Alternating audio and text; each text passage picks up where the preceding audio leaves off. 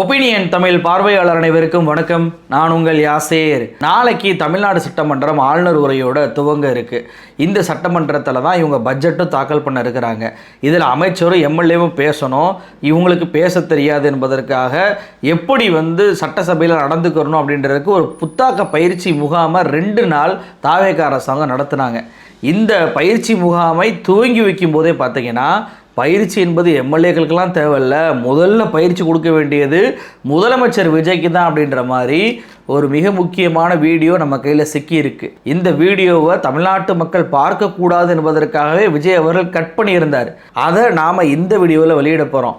அது மட்டுமல்ல, முதல் நாள் தான் இப்படி நடந்திருக்கு அப்படின்னு சொல்லி பார்த்தா, 2வது நாள் பயிற்சி கொடுத்தோம், நமக்கு எதிராகவே திரும்பிட்டாங்க அப்படின்ற மாதிரி தாவேகா தலைமைக்கு எதிராக ஒரு டிமாண்டை வச்சு 10 தாவேகா எம்எல்ஏக்கள் போர்க்கொடி தூக்கியிருக்கிறாங்க. எங்கள் டிமாண்டை நீங்கள் ஏற்றுக்கிறலன்னா வேற கட்சிக்கு போவோம் அப்படின்னு சொல்லிட்டு பகிரங்க மிரட்டலையும் கொடுத்துருக்குறாங்க. ஒரு பக்கம் இன்னொரு கட்சி எம்எல்ஏக்களை ஃபுல்லாக விலை பேசி உள்ளே இழுத்து போட்டால், இன்னொரு பக்கம் நம்ம கட்சியிலேருந்து பிச்சுக்கிட்டு போதே அப்படின்ற நிலைமையில தான் இந்த 2 நாள் பயிற்சி முகாம் என்பது நடந்திருக்கு. என்ன நடந்தது இந்த வீடியோவில் விரிவாக பார்க்கலாம். இந்த வீடியோவை முழுமையாக பாருங்கள். மறக்காமல் என்னுடைய ஒப்பீனியன் தமிழ் சேனலை சப்ஸ்கிரைப் பண்ணிக்கோங்க. தாவேகா சட்டமன்ற உறுப்பினர்களுக்கும் சரி, புதிதாக தேர்வு செய்யப்பட்ட சட்டமன்ற உறுப்பினர்களுக்கும் சரி 2 நாள் பயிற்சி மையத்தை கலைவாணர் அரங்கில் நடத்தினாங்க. இதை திமுக என்பது புறக்கணிச்சாங்க. ஏன்னா இவங்களுக்கு தான் பயிற்சி வேண்டுமே தவிர திமுகவுக்கும் அது தேவையில்லை.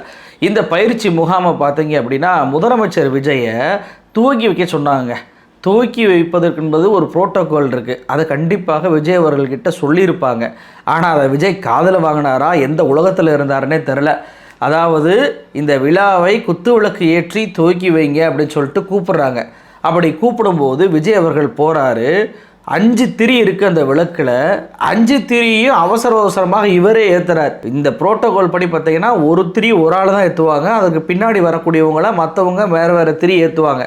அதனாலேயே பார்த்தீங்கன்னா, அந்த நிகழ்ச்சியை தொகுத்து வழங்கக்கூடிய சட்டப்பேரவையுடைய செயலாளர் அடுத்தடுத்த நபர்களை கூப்பிட்றாங்க விளக்கேற்றுறதுக்கு.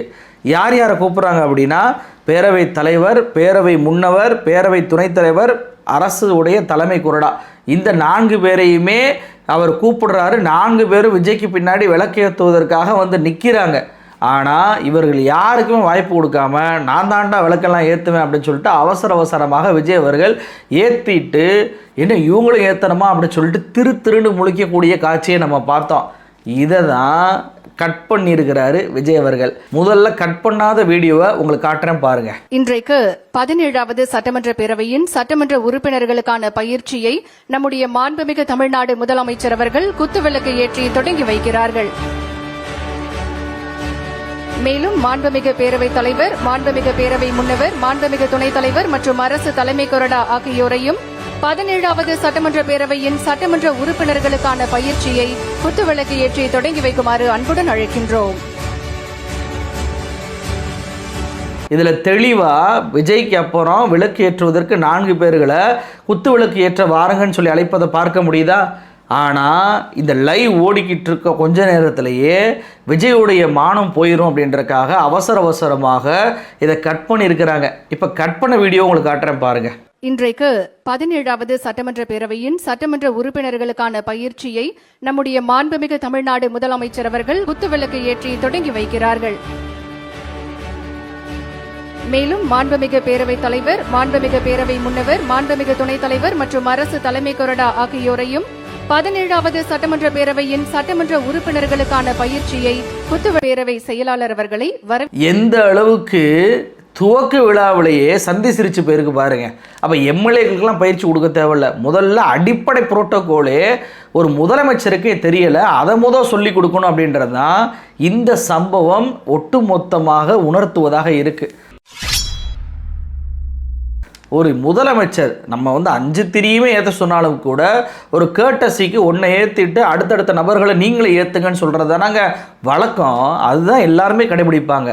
அந்த ஒரு நாலேஜ் கூட முதலமைச்சராக இருக்கக்கூடிய விஜய் அவர்களுக்கு இல்லை என்பது தான் இந்த சம்பவம் உணர்த்தக்கூடிய செய்தியாக இருக்குது. அப்போது ஆரம்பமே அமர்க்களமாக துவங்கியிருக்கா. முதல் நாள் முதலமைச்சர் விஜய்க்கு பயிற்சி கொடுக்கணும் அப்படின்ற நிலையை காட்டுச்சு அப்படின்னா, 2வது நாள் இவங்க பயிற்சியை வாங்கிட்டு தாவேகா எம்எல்ஏக்கள் அத்தனை பேருமே உஷாராயிட்டாங்க. தாவேகா தலைமைக்கு எதிராகவே கேள்வி கேட்க ஆரம்பிச்சிட்டாங்க. என்ன கேள்வி கேட்டிருக்கிறாங்க, என்ன டிமாண்ட் வச்சுருக்கிறாங்க அப்படின்னா, நாங்கள் எம்எல்ஏவாக இருக்கிறோம், நாங்கள் எங்களுக்கு அமைச்சர் பதவி நீங்கள் கொடுக்க மாட்டேன்ட்டீங்க, கட்சியிலேயாவது மாவட்ட செயலாளர் பதவி கொடுங்க, மாவட்ட செயலாளர் பதவியும் எங்களுக்கு இல்லை, அமைச்சர் பதவியும் எங்களுக்கு இல்லைன்னா அப்போ நாங்கள் யாராக தான் இருக்கிறது? சும்மா எம்எல்ஏவாக இருக்க முடியுமா? நாங்கள் என்னென்னமோ நினச்சி கனவு கொண்டு பல்வேறு செலவுகளை பண்ணி எம்எல்ஏவானா எங்களுக்கு எந்த அதிகாரமும் கட்சியில் கிடையாதா, அரசாங்கத்துலேயும் கிடையாதா? நீங்கள் இப்படியே பண்ணிக்கிட்டு இருந்தீங்க அப்படின்னா நாங்கள் வேறு கட்சிக்கு போயிடுவோம் அப்படின்னு சொல்லிட்டு தாவேகாவுடைய 10 எம்எல்ஏக்கள் போர்க்கொடி தூக்கி இருப்பதாக தகவல் என்பது வந்திருக்கு. எவ்வளவு பெரிய கொடுமை பாருங்க. தாவேகா கட்சியில் வேட்பாளர்கள் அத்தனை பேருமே வேறு கட்சியிலேருந்து அள்ளி போட்டவங்க தான். இன்றைக்கி அவங்க அத்தனை பேர் வேலையை கட்ட ஆரம்பிச்சிட்டாங்க. ஒரு பக்கம் அதிமுகவுடைய எம்எல்ஏக்கள் அத்தனை பேரையுமே இவங்க உள்ளே தூக்கி போட்டுக்கிட்டு இருக்கிறாங்க ராஜினாமா பண்ண சொல்லி. ஏற்கனவே 4 அதிமுக எம்எல்ஏக்கள் ராஜினாமா பண்ணி இணைஞ்சதில் இன்றைக்கி விஜயபாஸ்கர் அப்படின்ற இன்னொரு எம்எல்ஏவும் முன்னாள் அமைச்சரும் ராஜினாமா பண்ணிட்டு சபாநாயகரை போய் சந்திக்கிறாங்க.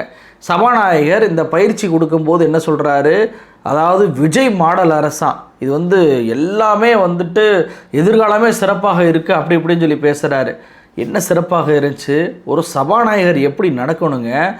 ஏற்கனவே இந்த 25 எம்எல்ஏக்கள் கட்சி தாவி ஓட்டு போட்டாங்க அப்படின்றதுக்காக அதில் 4 பேர் மீது மட்டும் கட்சி தாவல் நடவடிக்கை நான் எடுக்க போகிறேன், மற்றவங்க மீது மன்னிச்சு விட்டுட்டேன் அப்படின்னு சொல்லி சொன்னார்.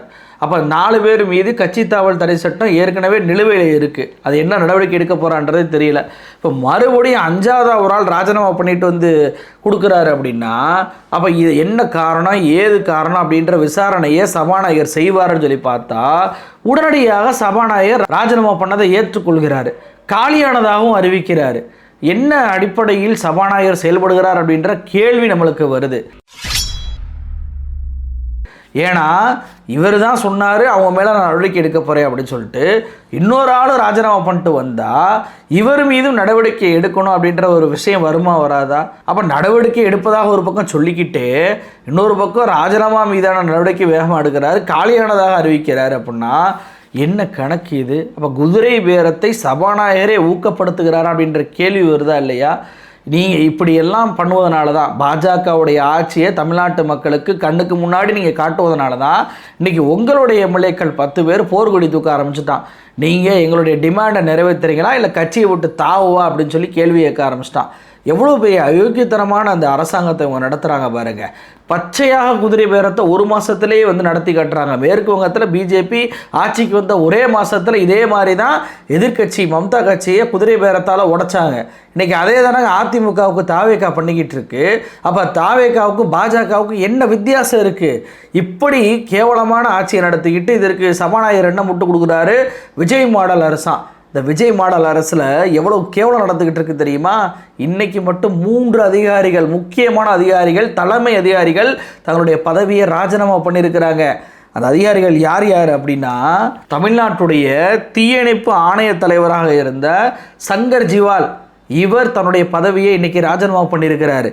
அது மட்டுமல்ல, சீருடை பணியாளர் தேர்வு வாரியத்துடைய தலைவராக இருந்த சுனில் குமார், இவரும் தன்னுடைய பதவியை ராஜினாமா பண்ணியிருக்கிறாரு. தகவல் ஆணையர் அபய்குமார் சிங், இவரும் தன்னுடைய பதவியை ராஜினாமா பண்ணியிருக்கிறாரு. இவங்க எல்லாமே டிஜிபி ரேங்க்ல இருக்கக்கூடிய நபர்கள்.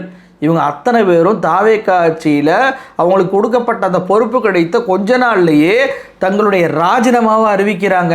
இவங்க மட்டும் ராஜினாமா பண்ணலை, இதற்கு முன்னாடியே தாவேகா பொறுப்புக்கு வந்தது சட்டமன்றம் நடந்த பிறகு பார்த்தீங்கன்னா சட்டமன்றத்துடைய செயலாளராக இருந்தவர் அவரே ராஜினாமா பண்ணிட்டு போனார். அவருக்கு இன்னும் பதவிக்காலம் இருந்தும் கூட தன்னுடைய பதவியை ராஜினாமா பண்ணிட்டு போனார். அந்த அளவுக்கு தாவேகாவுடைய நிர்வாகம் சீர்கெட்டு போய் கிடக்கு. இதுதான் விஜய் மாடல் அரசு, சபாநாயகர் சொல்லக்கூடிய விஜய் மாடல் அரசு இதுதான். ஆனால் இதை பற்றியெல்லாம் விஜய்க்கு எந்த அக்கறையும் இல்லை, கவலையும் இல்லை. நாட்டில் எது நடந்தாலும் விஜய் அவர்கள் அதை பற்றி பேசவே மாட்டார், அமைதியாக இருப்பார். அது பாட்டுக்கு கடந்துட்டு போது எனக்கு என்ன, நான் சினிமா நடிகர்களை சந்திப்பேன், அவங்கள கூப்பிட்டு குரூப் ஃபோட்டோ எடுத்துக்கிறவேன் அப்படின்ற அந்த நினப்பு மட்டும்தான் இந்த விஜய் அவர்களுக்கு இருக்குது. இதில் சபாநாயகர் வெக்கமே இல்லாமல் சொல்கிறாரு. என்ன சொல்கிறாரு? விஜய் அவர்கள் அமைதியாக இருந்தே புரட்சி பண்ணுவாராம். இவர் வாய் திறந்து பேச மாட்டாராம். ஆனால் சட்டசபையோட வரலாற்று நுணுக்கங்கள் அத்தனையும் இவர் கையில் இருக்குமா. உதயநிதி ஸ்டாலின் கேட்ட கேள்விக்கு எதுக்குமே பதில் சொல்ல முடியாமல் வீட்டுக்கு போயிட்டு ட்விட்டர் பக்கத்தில் போயிட்டு பதிவு போட்டவர் தான் விஜய். ஒரு வார்த்தை எழுதாமல் பேச தெரியாத ஒரு நபராக இருந்து கொண்டு இவர் சட்டமன்றத்தோட வரலாறு பூரா கை நுனியில் விரல் நுனியில் வச்சிருக்கிறார் அப்படின்றதுனா ஏமாத்து வேலையா இல்லையா? இந்த கூட்டத்தில் எப்படி பேசணும் அப்படின்னு சொல்லிட்டு பயிற்சி கொடுத்தாங்கல்ல, இந்த பயிற்சி ஒன்றுக்குமே உதவாது இந்த தாவேக்காரங்களுக்கு அப்படின்றதுக்கு உதாரணம் அருண்ராஜுங்க. அமைச்சராக இருக்கக்கூடிய அருண்ராஜ் இன்னைக்கு ஸ்டான்லி மருத்துவமனையில் பட்டமளிப்பு விழாவில் போய் கலந்துக்கிறார். அந்த பட்டமளிப்பு விழாவில் கலந்து கொள்ளக்கூடிய அருண்ராஜ் என்ன பேசணும்? நீங்கள் டாக்டராக இன்றைக்கி பட்டம் வாங்கியிருக்கிறீங்க, வெளியே போய் தமிழ்நாட்டு மக்களுக்கு சேவை செய்யுங்க, சுகாதாரத்துறையை நீங்கள் தான் கட்டமைப்பாக கொண்டு போகணும், ஏற்கனவே நம்ம வளர்ந்துருக்கோம், இன்னும் அதிகமான ஒரு வளர்ச்சியை நம்ம அடையணும், உங்களுக்கு என்ன பிரச்சனைனாலும் அரசு உங்களுக்கு துணை நிற்கும், இப்படி பேசுவது தானங்க நம்ம பார்த்துருக்கோம். ஸ்டாலின் அவர்கள்லாம் பட்டமளிப்பு விழா மாணவர்கள்ட்ட போனால் படிங்க படிச்சுட்டே இருங்க, நான் உங்களுக்கு ஹெல்ப் பண்ணுறேன், இப்படி தான் பேசுவார். ஆனால் அருண்ராஜ் போய் என்ன பேசியிருக்காரு தெரியுமா? ஒரு வீடியோ காட்டுறேன் பாருங்க. ஒரு மாசத்துல என்னென்ன துறையில எவ்வளவு ஒரு மாற்றங்கள் இந்த மாதிரி தான் நடக்குமா அப்படின்னு யாருமே யோசிக்க மாட்டாங்க. ஒரு ரெஜிஸ்ட்ரேஷன் டிபார்ட்மெண்டா இருக்கட்டும், ஒரு சிஎம்டிஏவா இருக்கட்டும், ஒரு ஹெச்ஆர்என்சியா இருக்கட்டும், எவ்வளவு துறையில எவ்வளவு மாற்றங்கள், இதெல்லாம் யாருமே யோசிச்சு கூட பார்த்திருப்பாங்க இது மாதிரி பணம் கொடுக்காம அதெல்லாம் நடக்குமா அப்படின்னு. ஸோ தலைவர் ரொம்ப தெளிவா சொல்லியிருக்காரு, நானும் ஊழல் ஒரு ரூபா கூட ஊழல் பண்ண மாட்டேன், எனக்கு கீழேயும் யாரும் ஊழல் பண்ண மாட்டாங்க அப்படின்னு. பார்த்தீங்களா எவ்வளோ பெரிய கேடுகட்டத்தனமாக இருக்குது? பார்த்தீங்களா, மருத்துவ மாணவர்கள் பட்டம் அளிச்சுட்டு வெளியே வராங்கன்னா அவங்க முன்னாடி பேசுவது இதுதான் பேசுவாங்களா? ஒரு மாதத்தில் எல்லா துறையிலும் ஊழலை ஒழிச்சிட்டாங்களா, சாதனை பண்ணிக்கிட்டு இருக்கிறாங்களா? அதுவும் இந்த மருத்துவத்துறை சார்ந்து சொன்னாலும் பரவாயில்ல, ஹெச்ஆர்என்சி டிபார்ட்மெண்ட்டை பார்த்தீங்களா, சிஎம்டிஏ பார்த்தீங்களா அப்படின்னு சொல்லிட்டு மருத்துவர்களுக்கு சம்பந்தம் இல்லாத துறையெல்லாம் அங்கே போயிட்டு பிரச்சாரம் பண்ணிக்கிட்டு இருக்கிறாரு. இதில் ரொம்ப ரொம்ப கவனிக்க வேண்டிய வேதனைக்குரிய ஒரு விஷயம் என்னென்னா, இவர் பேசும்போது முதலமைச்சர் இதெல்லாம் பண்ணியிருக்கிறாரு அப்படின்னு சொல்லாமல் தலைவர் இதெல்லாம் சொல்லியிருக்கிறாரு, தலைவர் இதெல்லாம் பண்ணிக்கிட்டு இருக்கிறாருன்றார். என்னங்க இது? அது என்ன உங்களுடைய கட்சி அலுவலகமா? அரசாங்கத்துடைய ஒரு கல்லூரியுடைய பட்டமளிப்பு விழா, அதில் நீங்கள் முதல்வர் இப்படிலாம் சொல்லியிருக்கிறாரு, முதல்வர் இப்படி செய்ய சொல்லியிருக்கிறாருன்னு சொன்னால் கூட அதை பொறுத்துக்கிட்டு போகலாம். தலைவர் அதை சொல்லியிருக்கிறாரு, செய்ய சொல்லியிருக்காருன்னா என்ன அர்த்தத்தை நீங்கள் பேசிக்கிட்டு இருக்கிறீங்க? அப்போ உங்களுக்கு 2 நாள் என்ன பயிற்சி கொடுத்தாங்க? ஒரு அமைச்சருக்கே எந்த இடத்துல எப்படி பேசணும்னு தெரியலையே, எம்எல்ஏக்களுக்கு நீங்கள் என்ன பயிற்சி கொடுத்துருப்பீங்க? அப்போ அந்த 2 நாள் பயிற்சி என்பது பஜ்ஜி சொஜ்ஜி சாப்பிட்டுட்டு போவதற்கு, அரசு கஜானா பணத்தை செலவு பண்ணுவதற்கு மட்டும்தான் நீங்கள் நடத்துனீங்களா? இந்த அமைச்சர் அப்படி பேசுவதை விஜய் கண்டிக்க மாட்டாரா? மாணவர்கள் மத்தியில் அரசியலை புகுத்தாதீங்க, அவங்க படிக்கணும், அவங்களுக்கு நல்ல விஷயத்தை சொல்லி வழி அனுப்புங்க அப்படின்னு சொல்லிட்டு வாய் விஜய்க்கு வராதா? இதில் அந்த சபாநாயகர் சொல்கிறாரு, நூலகங்களுக்கு போங்க, பெரிய தலைவர்களுடைய உரையை படிக்க முடியும், அதன் மூலமாக நல்ல நல்ல உரைகளை உங்களால் தயார் பண்ண முடியுன்றாரு. இந்த உரை தானா நீங்கள் சொன்ன அந்த நூலகத்தில் இருக்குது? எவ்வளோ கேவலமாக ஒரு அமைச்சர் பேசி கொண்டு இருக்கிறாரு பாருங்க. இது கூட கொடுமை என்னென்னா, இவர் வந்துட்டு அமைதியாக இருந்து வாய் பேசாமல் எதை முடிக்கணுமோ அதை செஞ்சு முடிச்சிருவாராம். அந்த அளவுக்கு இவர் மக்களுடைய கண்ணீரை துடைக்க வந்தவராம். எவ்வளோ கேவலம் பாருங்கள். ஒரே நாளில்ங்க, ஒரே நாளில் 24 மணி நேரத்தில் 12 பாலியல் வன்கொடுமை கேஸ் நடந்திருக்கு. இந்த மாதத்தில் மட்டும் 30 கேஸு. இதில் இந்த 12 கேஸ் இருக்குது தெரியுமா, ஒரே நாள் நடந்தது. இதில் 7 பேர் மைனர் பிள்ளைங்க. 3 வயசு பிள்ளை கும்மிடிப்பூண்டியில் பீகாரை சேர்ந்த குழந்தை, அது பாலியல் வன்கொடுமை பண்ணப்பட்டு கொல்லப்பட்டிருக்கு. அந்த குழந்தை குடும்பத்தை சந்தித்து ஆறுதல் சொல்லி அரசுடைய நிவாரணத் தொகை கொடுப்பாங்கன்னு பார்த்தா என்ன தெரியுமா பண்ணியிருக்கிறாங்க? பிணவரையில் போய் அந்த குடும்பத்தை கூப்பிட்டு, பீகார் குடும்பத்தை கூப்பிட்டு தாவேக்காவுடைய கும்மிடிப்பூண்டி எம்எல்ஏ தனி அறையில் வச்சு பேசுகிறாரு. பல மணி நேரமாக பேசிட்டு அவங்கள்ட்ட பேரம் பேசி விலை பேசி மிரட்டி இருப்பதாக இப்போ தகவல் என்பது வந்திருக்கு. அங்கே இருக்கக்கூடிய தமிழர்கள் அத்தனை பேருமே ஒன்றிணைந்து இந்த பீகார் குடும்பத்தை மீட்டு, நாங்கள் உங்களுக்கு இருக்கோம், நீ பயப்படாத, இவங்க மிரட்டலுக்கெல்லாம் ஆளாகாத, ஏன்னா போலீஸே இவங்க மிரட்டுவதற்கு ஒத்துழைப்பு கொடுக்குறீங்களா அப்படின்னு சொல்லிட்டு ஓட கும்மிடிப்பூண்டி எம்எல்ஏவை விரட்டி அடிச்சிருக்கிறாங்க. அப்போ எந்த அளவுக்கு பாருங்கள், குழந்தை இறந்திருக்கு, அது பாலியல் வன்கொடுமை செய்யப்பட்டிருக்கு அப்படின்ற நினைப்பு தான் நமக்கு இருக்குது. அது எந்த ஊரை சேர்ந்த குழந்தை, எந்த மாநிலத்தை சேர்ந்த குழந்தை அப்படின்றதெல்லாம் இல்லை. அந்த அக்கறை சிறிதாக இருந்தால் விஜய் அவர்கள் ஏதாவது ஒரு ஸ்டேட்மெண்ட் விட்டுருக்கணும்லங்க. இந்த மாதிரி நடந்துருச்சு, எனக்கு ரொம்ப வருத்தமாக இருக்குது அப்படின்னு சொல்லிட்டு அந்த பீகார் குடும்பத்திலேயோ அல்லது சம்மந்தப்பட்ட பகுதி மக்கள்கிட்ட தன்னுடைய பிரதிநிதி அனுப்பியோ ஒரு ஆறுதல் சொல்லியிருக்கலாம்ல. போகிறாரு எம்எல்ஏ, போகிறாங்க, ஒரு நிமிஷம் கூட மக்களுடைய குரலை கேட்காம வெளியே போகிறாங்க. அப்படி இந்த குழந்தையை வந்துட்டு நீங்கள் ஒழுங்காகவே இது பண்ண மாட்டீங்க, கைது பண்ண மாட்டீங்க, விசாரிக்க மாட்டீங்க, நடந்தது என்ன அப்படின்னு சொல்லிட்டு பொதுமக்கள் போராடக்கூடிய பொதுமக்களை கைது பண்ணுறாரு விஜய். எவ்வளோ பெரிய கொடூரம் பாருங்கள். இதை விட கொடூரம் என்ன தெரியுமா? அந்த கும்மிடிப்பூண்டி சிறுமியை அந்த மயானத்திற்கு போவதற்கு முன்பே வந்து எரிச்சிருக்கிறாங்க. இதெல்லாம் வட இந்தியாவில் செய்தியாக நம்ம கேட்டோங்க. வட இந்தியாவில் நடக்கக்கூடிய செய்திகளை இன்றைக்கி நம்ம கண் முன்னாடி நடத்தி கொண்டு இருக்கிறார் விஜய். இன்றைக்கி பாருங்கள், காவல்துறையால் அடித்து கொல்லப்பட்ட ஆகாஷ் அவருடைய உடலை 100 நாள் வாங்காமல் போராடுறாங்க நீதி கேட்டு. நீதியை கொடுக்கணும் அப்படின்ற இடத்துல இருக்கக்கூடிய இவங்க என்ன பண்ணுறாங்க, ஆகாஷோட உடலை போலீஸே எடுத்து எரிக்குதுங்க. பெற்றோர்களுக்கு கொடுக்காம பெற்றோரை கைது பண்ணி சிறையில் அடித்து அவங்களுடைய மகனுடைய இறுதி சடங்கை போலீஸே நடத்துது. அதெல்லாம் ஹதராஸில் பார்த்ததுங்க.